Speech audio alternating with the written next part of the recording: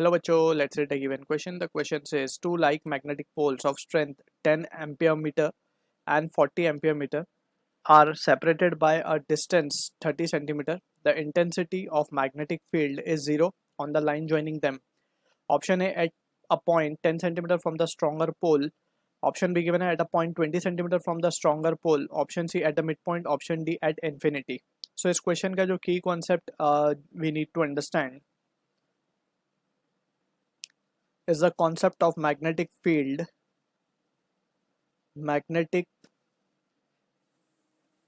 strength due to monopole. ठीक है, जैसे हमने इलेक्ट्रिक फील्ड में पढ़ा है कि इलेक्ट्रिक फील्ड इंटेंसिटी को हम डिफाइन करते हैं at a distance r from the charge q. It is defined as kq by r square. Similarly monopole है अगर हमारे पास लेट्स से m, उसकी पोल स्ट्रेंथ हम लिख रहे हैं m. ठीक है, and from this at a distance r एक पॉइंट p है जिसके ऊपर हमें मैग्नेटिक फील्ड स्ट्रेंथ इंटेंसिटी या मैग्नेटिक फील्ड स्ट्रेंथ या मैग्नेटिक फील्ड इंटेंसिटी निकालनी है. So we can write magnetic field intensity at point b. p will be equals to, in terms of magnitude it will be, जैसे यहाँ पे हम लिख रहे थे k, तो k की जगह we write the constant as to be mu naught upon 4 pi. q की जगह आएगा pole strength m upon distance का square. So this is how we write the magnetic field strength due to a monopole. So using this result we'll try to analyze the situation given. अब इसको अगर हम question में देखें ध्यान से, तो हमारे पास गिवन है कि मैग्नेटिक पोल, क्योंकि हमारे पास पता है हमें कि एक मैग्नेट के दो पोल्स होते हैं, north pole, south pole. North pole की स्ट्रेंथ को हम प्लस m से डिनोट करते हैं पोल स्ट्रेंथ को, और साउथ को माइनस स्मॉल m से. तो these are the pole strength. ठीक है, so from this we can see कि जो सिचुएशन हमें गिवन है उसमें एक मैग्नेट का पोल स्ट्रेंथ गिवन है 10 ampere metre.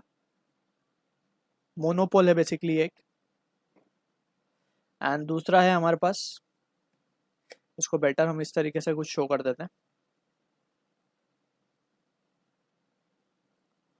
And here it is 40 amp metre. And actually ये मैग्नेट का ही पोल है, जस्ट मोनोपोल हम शो कर रहे हैं, तो इसको बेटर शो ही कर देते हैं. प्लस में गिवन है बेसिकली, तो ये नॉर्थ पोल ही गिवन होगा. तो ये भी नॉर्थ है इसका और ये भी नॉर्थ है इसका. ठीक है, एंड दोनों के बीच का सेपरेशन हमें गिवन है.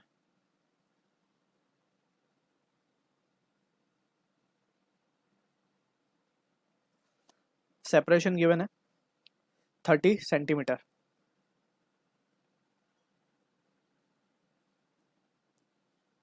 तो हम एक पॉइंट कंसिडर कर लेते हैं, लेट्स से पॉइंट P, और यहाँ पे हम मान लेते हैं कि जो मैग्नेटिक फील्ड इंटेंसिटी है वो जीरो है.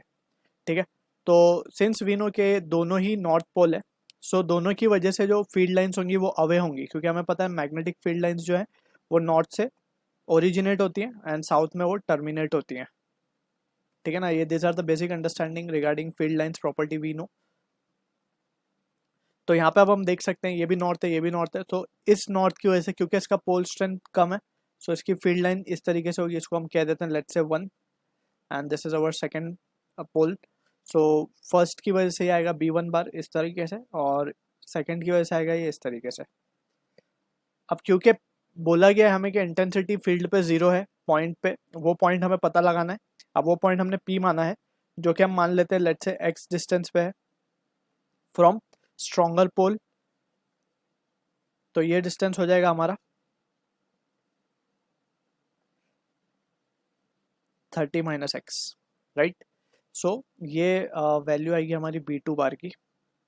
सो अकॉर्डिंग टू द सिचुएशन हमें पता है कि इक्वल इन मैग्नीट्यूड होना चाहिए, अपोजिट इन डायरेक्शन होना चाहिए magnetic field at point P, so that they will cancel out each other. यानी कि हम मैग्नीट्यूड वाइज बोल सकते हैं कि B1 should be equals to B2.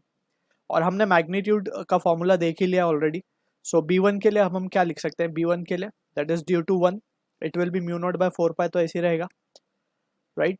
और पोल स्ट्रेंथ क्या है इसकी 10 है, B1 की वजह से लिख रहे हैं हम, तो pole strength 10 ampere metre upon जो डिस्टेंस है वो है 30 माइनस एक्स का स्क्वायर हो जाएगा.